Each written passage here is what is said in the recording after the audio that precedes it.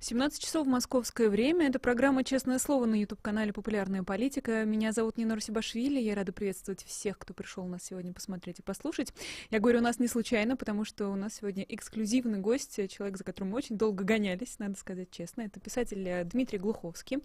Но прежде чем мы подключим Дмитрия в эфир, и я тоже буду его слышать в отвалившемся наушнике, я вам напомню, что у нас есть большое количество разных полезных ссылок в описании к эфиру, так что, пожалуйста, заглядывайте туда тоже. А сейчас Дмитрий Глуховский. Я надеюсь, что вы нас слышите и видите, Дмитрий. Здравствуйте, я прекрасно слышу и вижу. Замечательно. Спасибо вам огромное, что нашли для нас время. Я знаю, что это было непросто, тем не менее. Дмитрий Глуховский, писатель, я думаю, отлично известный нашей аудитории, особенно по роману «Пост», но и не только по роману «Пост», но и по целой огромной эпопее, связанной с метро. Поэтому первый вопрос, Дмитрий, а в какую сторону мы сейчас с вами движемся? Во вселенную метро или все-таки во вселенную «Поста»? Это что движение в сторону ядерного апокалипсиса, описанного в романе «Метро 2033», у нас приостановилось. Мне кажется, что по психотипу наши с вами правители, и судя по тому, как они себя ведут, как они боятся того, что на них чихнут или случайно заденут привязанным к автомату солдат почетного караула штык-ножом, или еще что-то с ним произойдет. Видимо, они умирать не собираются, поэтому, наверное, готовность у них к атомному апокалипсису и к другим самоубийственным видам внешней и внутренней политики довольно низкая.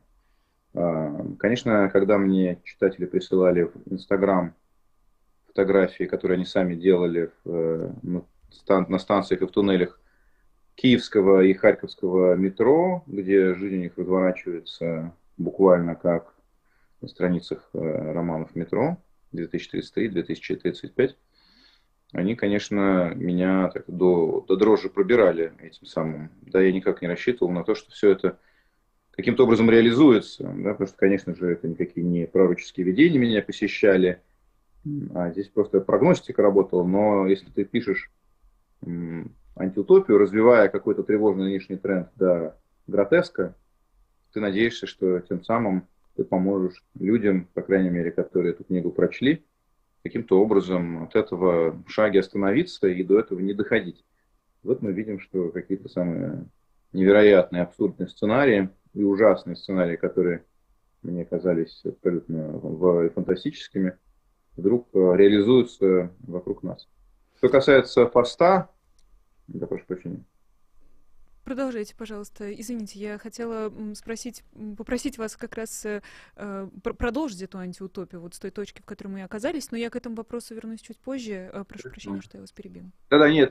Ну вот и что касается книги «Пост», то там немножко другое описывается, другое развитие событий, а именно бесконечные войны, которые приводят к фактически гражданскому противостоянию, распаду России, и которому пытаются власти помешать, запуская среди своих недругов, в среду своих недругов, боевое нейролингвистическое программирование, которое, значит, в народе называется, во власти называется «темная тема», в народе называется «бесовская молитва», и люди друг друга этим безумием через слова заражают и потом превращаются в толпы таких одержимых, которые бродят по уже опустевшим просторам нашей Родины, сжирая друг друга, а также все на своем пути, в то время как в Москве монархия, от Запада полная изоляция, от России осталась только Московия, граница проходит там, по Волге, значит, по большому счету, нечто напоминающее прежнюю жизнь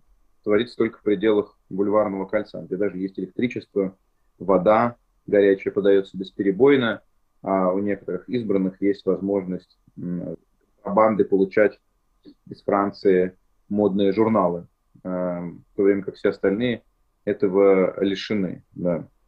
Ну, в общем, такая вот история Знаете, в романе «Пост» описана. Да, я себя поймала на ощущение, что метро — это то, что происходит в Украине, а пост — это то, что будет с Россией. Вы знаете, ну вот «Пост» это конкретно про, конечно, Россию, и написано это исходя из всех последних общественно-политических трендов, которые в стране формировались за последние 8 лет. Где вы были последние 8 лет? Набирались впечатлений для того, чтобы написать роман «Пост», и вот, в общем, он написан. Кстати, вот хотел отдельно сказать, что он у меня в телеграм-канале выложен бесплатно, его можно там и читать, и скачивать, и делиться с друзьями, и недругами. Вот, так что буду рад, если как можно больше людей его прочтет и пошерит дальше. Я хочу рассказать нашим зрителям о том, что до начала эфира у нас с Дмитрием состоялась такая небольшая заэфирная закулисная беседа. Я как раз тоже спрашивала, что Дмитрий, как писатель, который зарабатывает написанием книг на жизнь, он вполне бы мог сейчас озолотиться на книге «Пост», учитывая, что все про нее сейчас говорят. Но Дмитрий сказал, что есть другая, более высокая цель, чтобы люди, которые прочитают книгу «Пост», смогли остановиться за шаг до пропасти, за шаг до какой-то катастрофы. Давайте попробуем с вами тоже немножечко пофантазировать, а может быть просто поугадывать. Вот если продолжать эту антиутопию, мы куда с вами упремся? Вы знаете, ну, пост описывает как раз события, происходящие 20 или там, 30 лет спустя. И с моей точки зрения, то, к чему ведет сейчас Владимир Владимирович Путин нашу с вами многострадальную страну, в особенности в тот момент, когда он этот мир бренный покинет, к сожалению, учитывая безумное повышение ставок и вызывание из небытия таких каких-то темных сил, которых со времен, в общем, Черной сотни никто в русском народе не вызывал, и сил, которых, в общем, обратно, как джина в бутылку загнать, будет невозможно, и все это делается, учитывая, что исключительно для сохранения личной власти и для имитации или обеспечения общественной поддержки братоубийственной, кровопролитнейшей войны, в которой в том числе гибнут наши с вами сограждане, все это дает очень неблагоприятный прогноз однозначно на то время, когда Владимир Владимирович Путин нас покинет.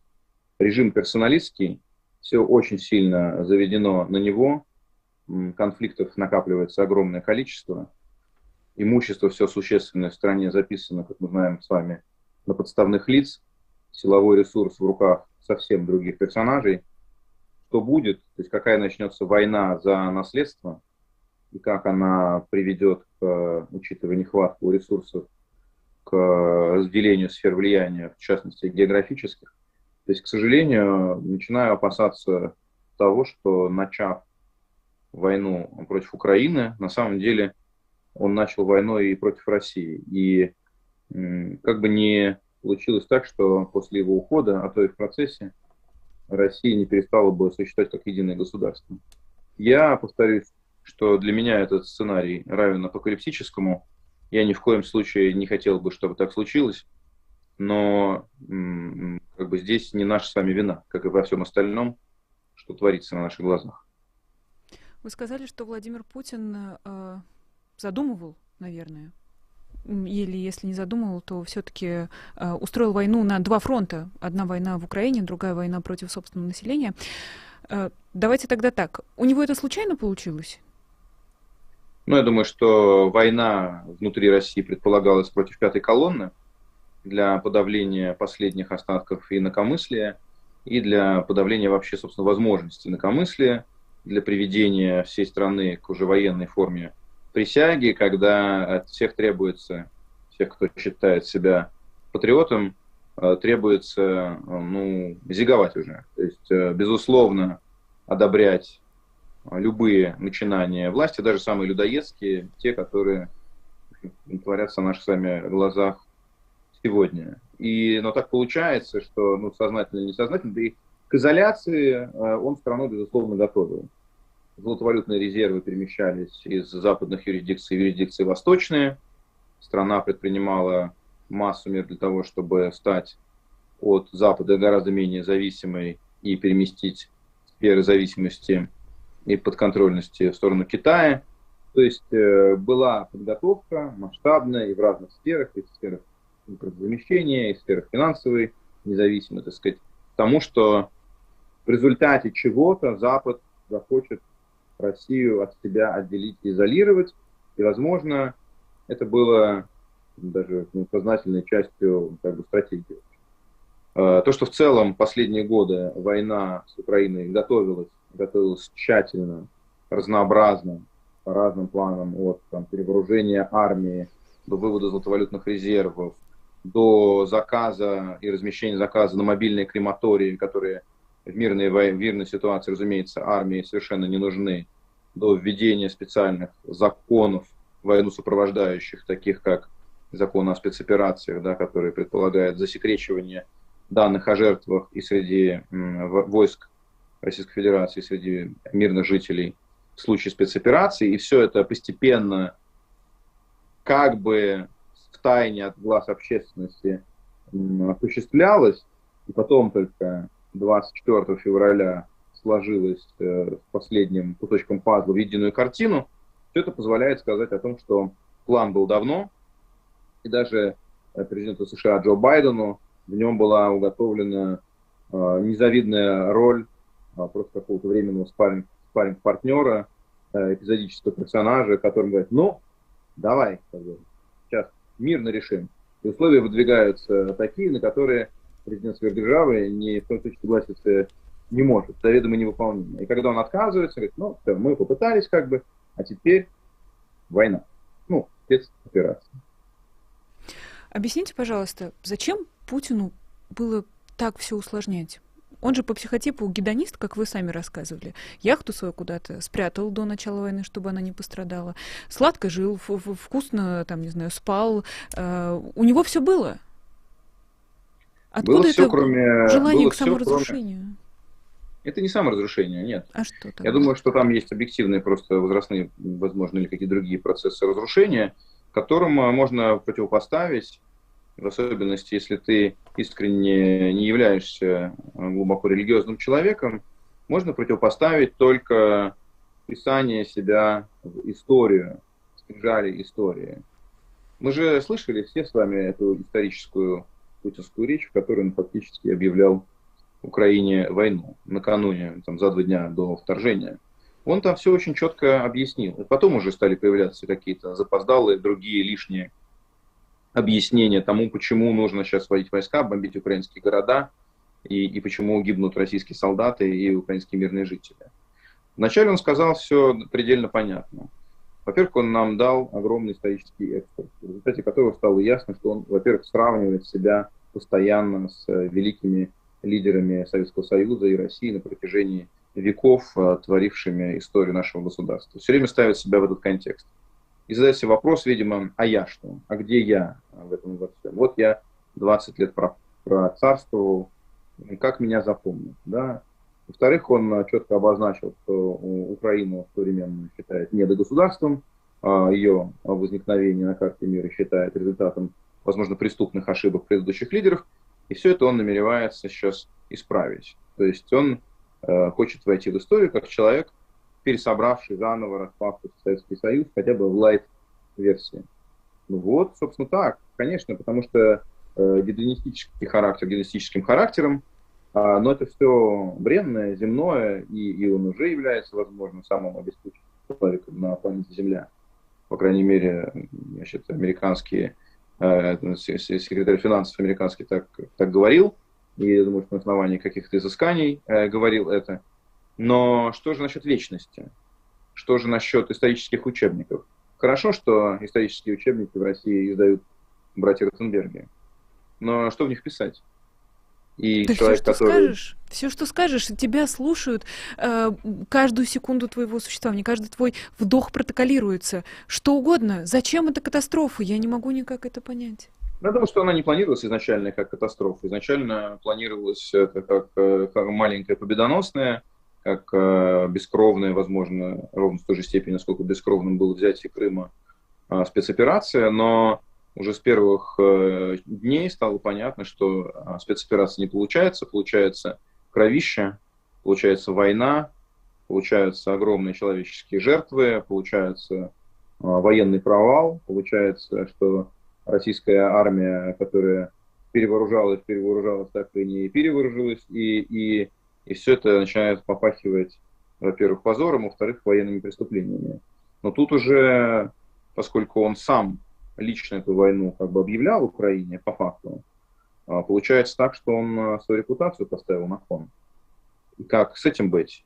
Ведь человек, который начал войну и не смог ее выиграть в авторитарном государстве, добивается ровно противоположного от того, что хотел добиться. Вместо того, чтобы укрепить свою легитимность и вписать свое имя в учебники истории как победитель, он вписывает свое имя в историю как проигравший и теряет свою легитимность, и непонятно, чем закончится его правление, потому что на его способности внушать страх, почтение и выигрывать войны строится вот это народное обожание и некий трепет и консенсус среди элит.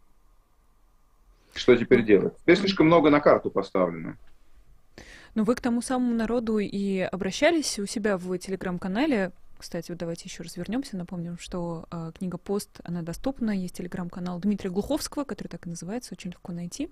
25 февраля у вас в телеграм-канале вышел пост под заголовком «Разве ты хотел убивать?». И в конце было как будто бы воззвание. Ты заслужил нормальной человеческой жизни, и ты должен ее требовать. Ты заслуживаешь будущего, ты заслуживаешь счастья. Мы все заслуживаем счастья и будущего. Где этот человек в системе, которую вы описали? Ну, мне кажется, что за душу этого человека сейчас идет отчаянное сражение.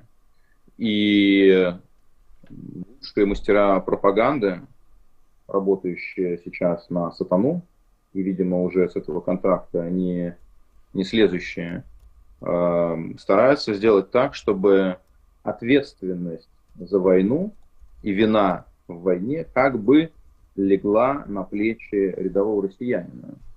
При этом хочется сказать, что рядовой россиянин о войне предупрежден не был, он этой войны не хотел, и война его застала врасплох.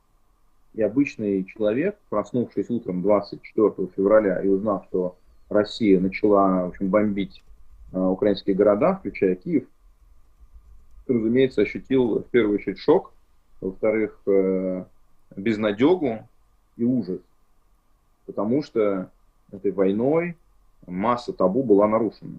И табу на отсутствие каких-то вооруженных крупномасштабных действий в Европе, которые, в общем, начиная со Второй мировой войны, никто на континенте в таких масштабах и с такими целями не проводил.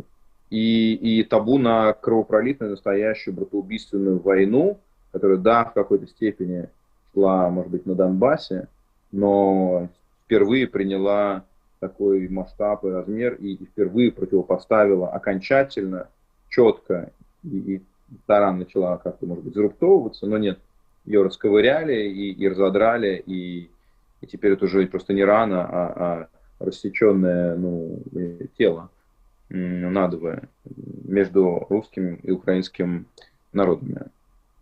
И все люди, разумеется, испытывали глубочайший от этого шок. Потом, чтобы непонятно было, кто это все придумал, да, на заседании Совета Безопасности было очень видно, чья это идея, кто был не в курсе, кого пытаются заставить под этим по всем подписаться, и как нехотя и с каким испугом все эти люди под решением войну начать свои подписи так или иначе ставят. И понятно было, что это и есть, в общем, акт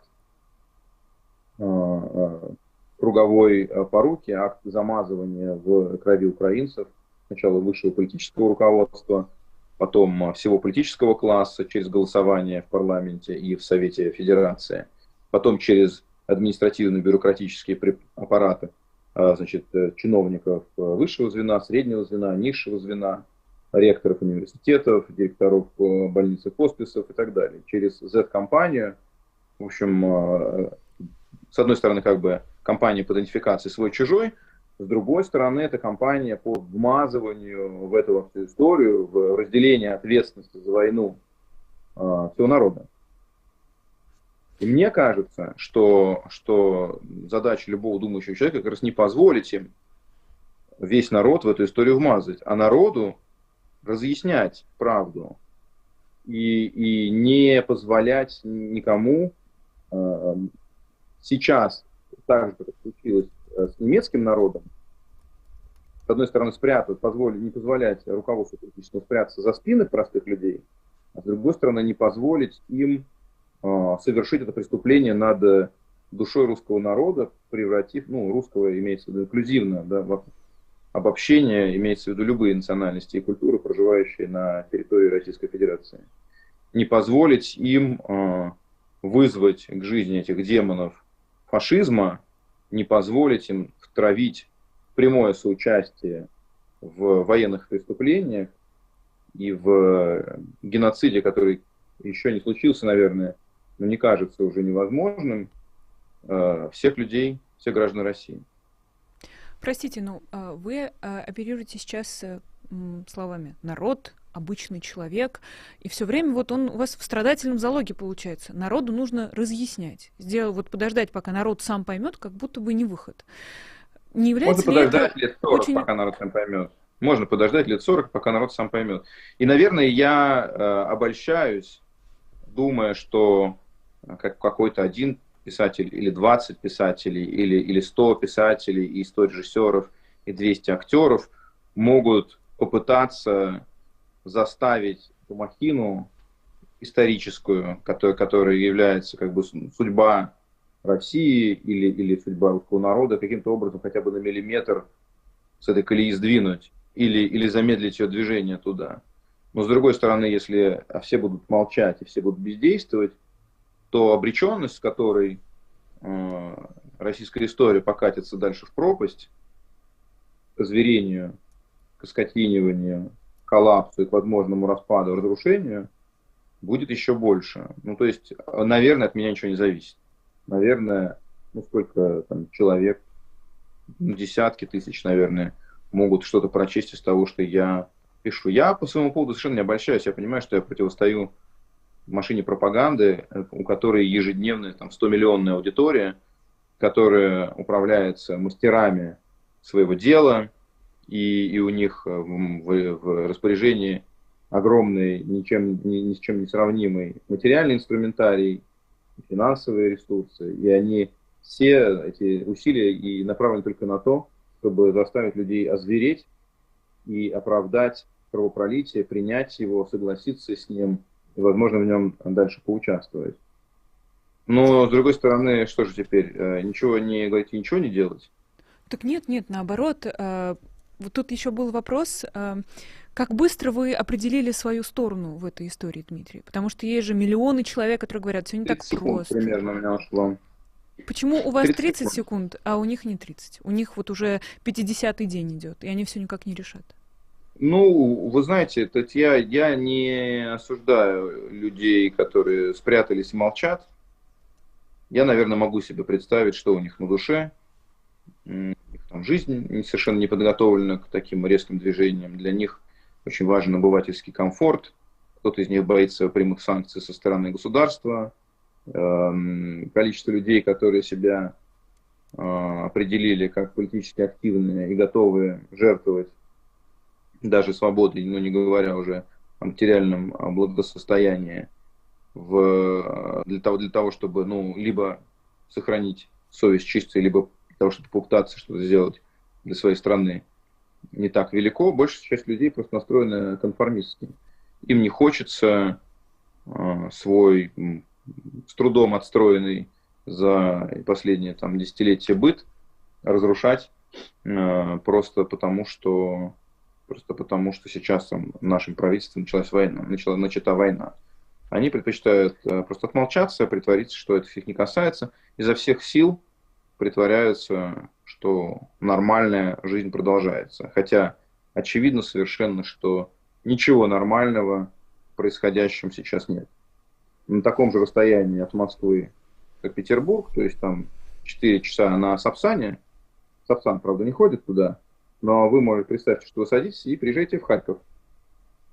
Город, где ведутся активные боевые действия, который частично разрушен бомбардировками и обстрелами, где льется кровь гражданского населения. То есть вы можете из Москвы, сев на поезд, если бы ходил туда такой поезд, за такое же расстояние, как вы в Питер едете на выходные, доехать в ад настоящий. И вот об этом надо подумать. Что касается меня, то, во-первых, у меня в Киеве было и остается немало друзей, знакомых и партнеров каких-то. То есть из всех этих людей я в сентябре еще видел, обнимался с ними. И я почувствовал, что, ну, конкретно этих людей, если сейчас я промолчу, я предам. И у меня был момент еще, ощущение момента истины. То есть, как бы, ну, на многое из того, что происходило в Российской Федерации в последнее время, можно было закрыть глаза, чтобы лишний раз без необходимости не рисковать. Какие-то моменты эмоционально пробивали тебя, и приходилось высказываться. Ну, например, когда Навального отравили, было непонятно, отравление, не отравление, и я промолчал. Когда его принимали в московском аэропорту и был арест, я понял, что вот по этому поводу промолчать уже нельзя, потому что возмущение таково, что ну, себя потом не будешь уважать. Ситуация была очень однозначной. И еще более однозначная ситуация была в случае с началом войны против Украины. Тут уже совершенно стало очевидно, где добро и где зло, и притворяться, что ты этого не замечаешь, стало совершенно невозможно. Ну, я думаю, что каждый человек, с одной стороны, ему как страшновато, а с другой стороны, он думает, ну, что я, получается, зассал сейчас? И говорит, а как дальше, ну, с этим, ну, жить? И для разных людей, наверное, этот вот этап в разные точки наступает. И я же, ну, здесь, слава богу, был далеко не единственным. Тысячи людей из сферы искусства, из сферы науки, из гуманитарной области, из научно-технической, из самых разных подписали открытые письма с требованием немедленно войну остановить. И это было, наверное, самое широкое протестное движение среди представителей интеллигенции, науки, культуры и так далее, которые за последние годы мы видели. Люди знали, что воспоследуют санкции, тем не менее открыто ставили свои имена, фамилии под различными открытыми письмами. И выходили на улицы, и больше 16 тысяч человек оказались арестованы по итогам этих акций. То есть, на самом деле, учитывая, что мы с вами живем в уже тоталитарном государстве, люди проявили беспрецедентное мужество. Другое дело, что массовым это движение так и не стало, потому что большая часть людей очень испугалась, побоялась, что теперь их собственная жизнь будет разрушена, и приложили максимум усилий для того, чтобы сохранить свою собственную жизнь, даже если этот комфорт и мир оказываются оплачены кровью украинцев. Смотрите, Дмитрий, вот дилемма засал не засал мне очень понятна, потому что санкции существенные, никто не хочет терять свободу, а экономические санкции они и так догонят и придушат. Но давайте вернемся к еще одному вашему высказыванию. Тоже большой текст с заголовком «Я не хочу в это верить», тоже есть в вашем телеграм-канале. Я обратила внимание на следующий абзац. С победы в Великой Отечественной войне, так мы называем ту часть Второй мировой, которая затронула Советский Союз, и полета Юрия Гагарина в космос у моей страны больше не было триумфов. У людей не было причин гордиться своей родиной. Скажите, а вот эти 30 лет тогда, что мешало условному народу, за которого сейчас нужно бороться, нужно ему объяснять, принимать во внимание, что вот ему страшно, он боится, мы все это понимаем. Вот 30 лет до 24 февраля сделаем отсечку. Что мешало создавать поводы для гордости, нащупать себя в истории, в собственной жизни и не плыть по течению? Людям что мешало или что мешало государству? Давайте про людей. Люди просто занимались выживанием. Людям было сначала нечего жрать совсем, потом они стали чуть-чуть что-то вроде бы, чуть-чуть себе как бы на жизнь зарабатывать, но у них горизонт планирования был на месяц вперед, потом ситуация стала ухудшаться, появились потребительские кредиты, они попали в зависимость, вот сначала кто-то от ипотек, средний класс, а люди победнее от потребительских кредитов, попали от них просто, попали в кабалу кредитную и просто от месяца к месяцу тупо выживали. Вот этим они и занимались. Но запрос у них, разумеется, кроме того, надо понимать, что наш человек неспроста, конечно, а потому что так удобно государству, так удобно режиму, бесправен и лишен возможности испытывать ощущение собственно, достоинства в повседневной жизни. Потому что как только он это почувствует, он потребует что-то от государства, и государство всячески дает ему почувствовать и понять, что он бесправен, и слово его ничего не значит, и если что, может прийти человек в мундире, человек в погонах, и его раздавить просто-напросто. Но потребность в самоуважении огромная, разумеется. А фрустрация повседневная и озлобленность из-за ощущения убогости собственной жизни тоже огромная. Люди хотят, разумеется, ощутить тогда, по крайней мере, гордость за свою страну, раз нельзя почувствовать уважение к себе, уважение к стране тогда, сублимация такая происходит. Ну, запрос был, а возможности удовлетворить этот запрос государства практически не было. Кроме, наверное, Крыма, да, который действительно эйфорически так был воспринят, потому что это, в общем, плюс-минус и бескровная была история, и как бы была имитация восстановления российского величия и вставания с колен. Вот вызвали, я помню, какой энтузиазм был, когда Россия там в четвертьфинала чемпионата Европы по футболу вышла. То есть люди, никакого отношения к футболу не имеющие, ликовали, заполнили улицы ночной Москвы с флагами и так далее. В этот момент для меня стало понятно, насколько наш человек мечтает гордиться своей страной по любому поводу. Четвертьфинала, победа над голландцами, четвертьфинала чемпионата Европы, казалось бы, клевый повод, вызвала настоящую подлинную эйфорию. И похоже, что-то было, когда Россия принимала чемпионат мира по футболу, и выяснилось вдруг, что мы можем быть настоящей, обычной, современной страной, открытой миру, что милиционеры могут улыбаться, они обязаны с угрюмым таблом, значит, волочь людей куда-то в застенки и насаживать их там на бутылочное стекло и так далее, и могут вести себя, оказывается, как обычные современные люди в обычном современном мире. И это тоже была определенная эйфория. Но это Россия там ничего особенно не добилась, и повода для гордости не было. Гордость касательно Сочинской Олимпиады оказалась испорчена тем, что она, оказывается, была основана на допинговых подтасовках. Ну, вот, а гордость по поводу Крыма тоже была замылена Донбассом и сирийской войной. И, в общем, все это быстро сдулось, потому что кушать перестало становиться что. Я не могу Но никак желание...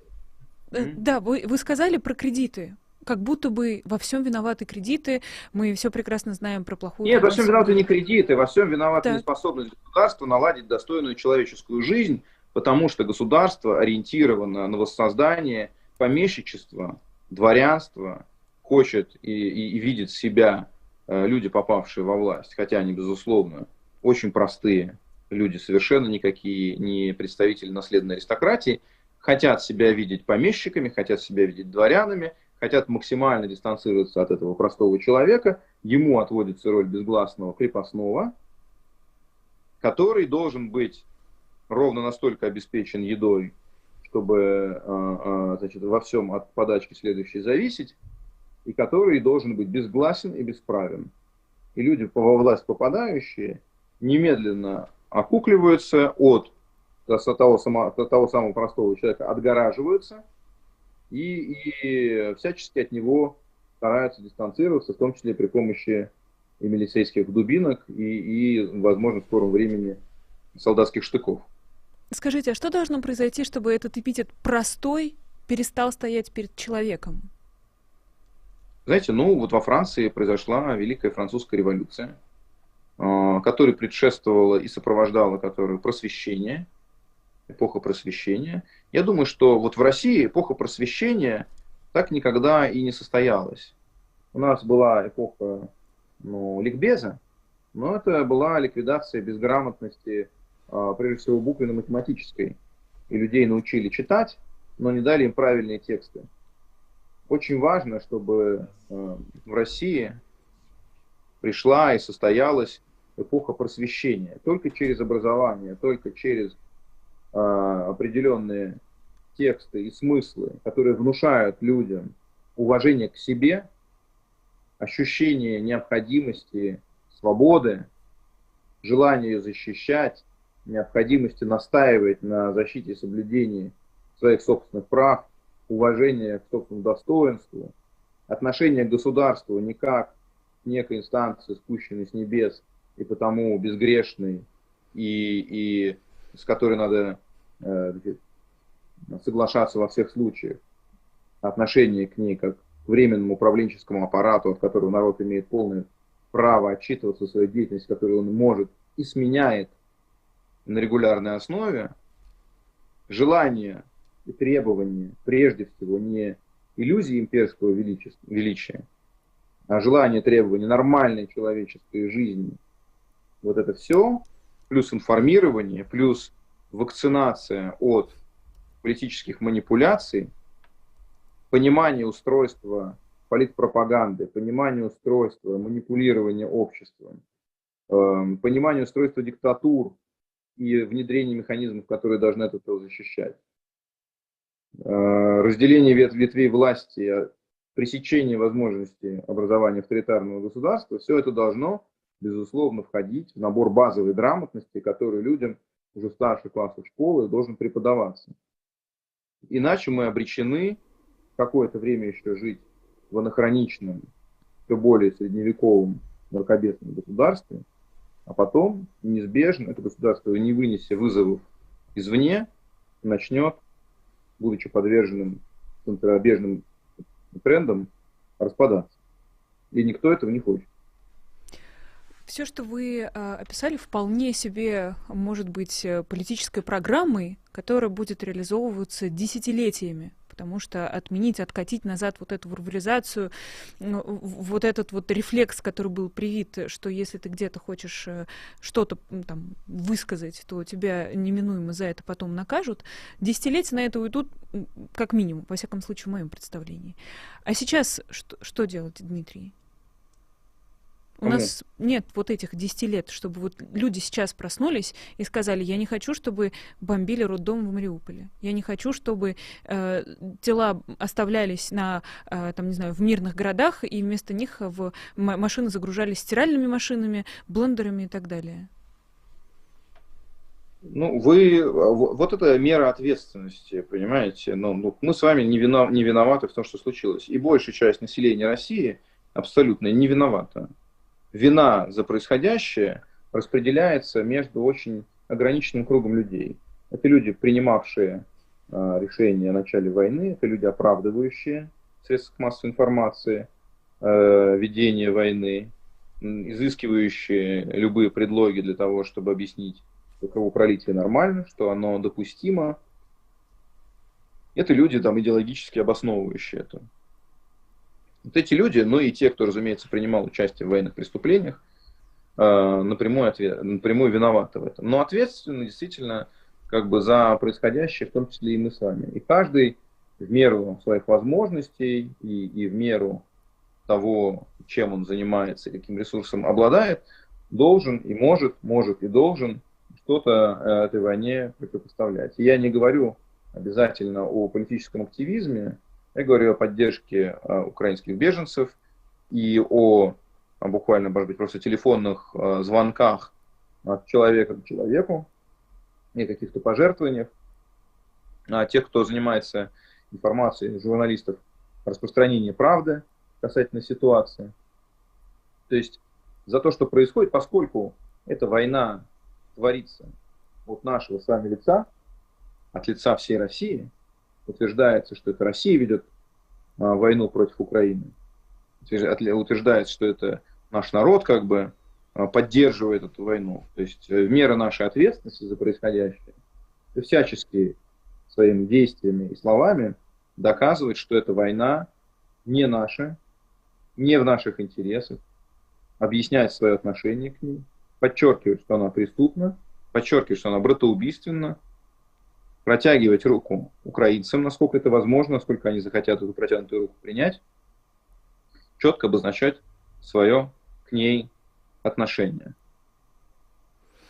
Понимаете, есть же все-таки, не только мы с вами, скажу я так нескромно, и те, кто нас сейчас слушает и поддерживает, понимают, что к чему. Вот в России, в частности, вот в Москве, например, в Санкт-Петербурге уже известны случаи, когда человек, который нашел в себе силы выступить против, был потом, не знаю, оштрафован, например. Если посмотреть сейчас, допустим, у меня открыт сайт русской службы BBC, здесь прямо подборка всех этих дел о фейках, где кого-то сажают в СИЗО, кто-то платит штраф. И каждая такая история заканчивается вот примерной фразой. Его увидел охранник в магазине, пошел и сдал. Человека, который стоял с томиком «Войны и мира» у стелы Киева на Красной площади, на него тоже донесла прохожая. Как будто бы оформляется вот вторая такая большая-большая категория людей, которые с большой радостью вернутся в эпоху доносов, в эпоху всяких разных жалоб и так далее, и так далее. Вот как вот это движение внутри народа остановить, и нужно ли его останавливать, и что вообще вот делать с теми, кто сейчас, возможно, послушает наш с вами эфир, пойдет и напишет какую-нибудь жалобу? Послушайте, ну, во-первых, я бы, ну, наверное, разграничил людей, которые просто готовы любых человеческих существ кушать. И сегодня там государство указывает пальцем на украинцев, а завтра оно укажет пальцем на кавказцев. А послезавтра, как оно указывало, уже на чеченцев. Да? А потом оно укажет пальцем на евреев. А потом еще на кого-нибудь укажет пальцем. И, ну, наверное, есть там какие-нибудь 5% этого черносотенного элемента, которые просто долго ждали своего часа, подавляли себе бурлящую ненависть ко всем людям, и теперь очень рады, что кого-то можно вполне на законных основаниях ненавидеть, и кому-то эту ненависть проявлять.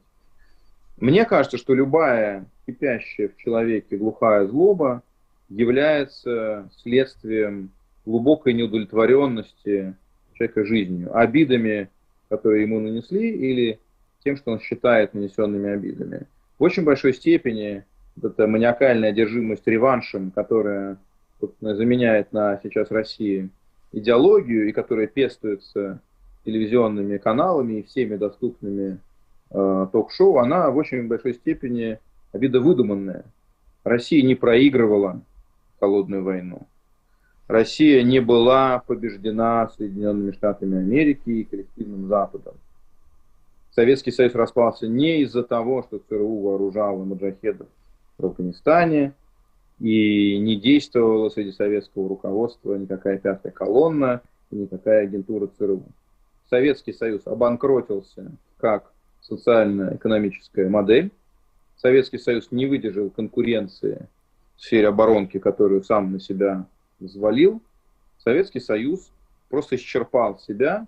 Он перестал быть тем, чем собирался быть. Он не нес людям ни справедливости, ни достатка, ни благосостояния. Он отказался от левых идей, по большому счету, превратился в громоздкую, неуклюжую и неориентированную на человека бюрократическую структуру, которая к тому же периодически наваливалась в своей каменной заднице на беспредельное государство, удушивая людей то там, то там. Поэтому ощущение обиды не обоснованно. И всем этим людям, вот вы говорите про стукачей, но это фрустрированные всякие бабки, тетки, дядьки, подростки задроченные, которые свои личные обиды и неудачи переносят на государственный уровень и рады возможности на ком-то отыграться. Это пассивная агрессия, когда ты стучишь на своих соседей. Лучший способ от этого излечиться – дать людям возможность зажить человеческой жизнью. Ну, то есть можно это осуждать, но пока ты не разберешься в психологических причинах происходящего, ты эту болезнь не излечишь. И все люди, которые так оживленно поддерживают войну в Украине, с Украиной, я думаю, в первую очередь, на самом деле, они обозлены не на украинцев, не на американцев. Они обозлены на самом деле на свое собственное политическое руководство. Только они даже самим себе об этом думать запрещают, потому что, если ты скажешь об этом вслух, то тебе накостыляют сразу же. А если ты признаешься себе в этом, но не скажешь вслух, то будешь себя ощущать трусом. Это очень некомфортно. Люди хотят ощущать себя на стороне добра, хотят ощущать свою сопричастность к некой великой миссии, к большому делу, потому что это позволит им преодолеть и ощущение бессмысленности жизни, и ощущение какой-то глобальной высшей цели своего существования. Это снимает массу экзистенциальных тревог. То есть я бы, на самом деле, психотерапию прописал нашему народу, а не огульно его всего замазывал кровью украинцев как это пытается, собственно, сделать телевизионная пропаганда и политическое руководство. Надо людям дать возможность выхода из ситуации. Мы не совершили сейчас еще того, что совершил немецкий народ во время Второй мировой войны. Далеко, слава Богу, мы находимся от тех масштабов жертв, разрушений, военных преступлений и геноцида настоящего, которым повинен немецкий народ. Мы пока все еще к этой роли примериваемся. И очень, конечно, заинтересована власть эту ответственность по всему народу размазать, потому что тогда ответственность конкретных людей, принимавших решения, и конкретных людей, произносивших призывы с экранов, установить будет уже не то что невозможно, но устанавливать ее будет бессмысленно, потому что виноватых будет слишком много. Это та же самая круговая порука, когда кровью мажутся все, и поэтому наказывать одного кого-то бессмысленно. И это дорога в никуда, потому что она будет означать экзистенциальную войну между Россией и Украиной, экзистенциальную войну между Россией и цивилизованным миром. Я не желаю России ни поражения в тотальной войне с Западом, не желаю России ни распада, и я точно не желаю своему народу озверения и вот этого разъедающего душу, потому что он поддался этому разъедающему душу воздействию. Надо, наоборот, людям помочь сохранить себя. Надо людям помочь выйти из этой ситуации с сохраненной душой, объясняя им, что они не обязаны войну поддерживать. Это не наша война, это не ваша война, это не война от лица и во имя наших национальных интересов. Российскому народу от нее будет только хуже. Отношение украинцев — это просто преступление. Надо остановиться.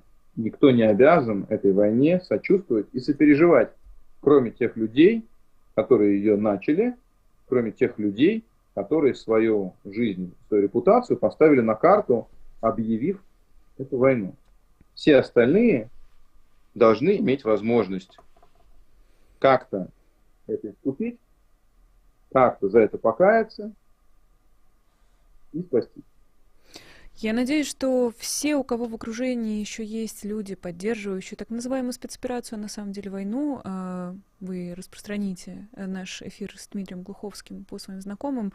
Потому что, не знаю, у меня, честно говоря, вопросов практически не осталось. Дмитрий Глуховский дал нам всем универсальный рецепт и, надо сказать, довольно необычный. Спасибо большое. Писатель Дмитрий Глуховский был сегодня в программе «Честное слово» на популярной политике. Меня зовут Нинор Сибашвили. Пожалуйста, ставьте лайки, пишите комментарии, распространяйте этот эфир. Я надеюсь, что вам было интересно. Мы попробуем приглашать Дмитрия еще чаще, хотя бы иногда. Спасибо большое еще раз всем и всего доброго. Пока.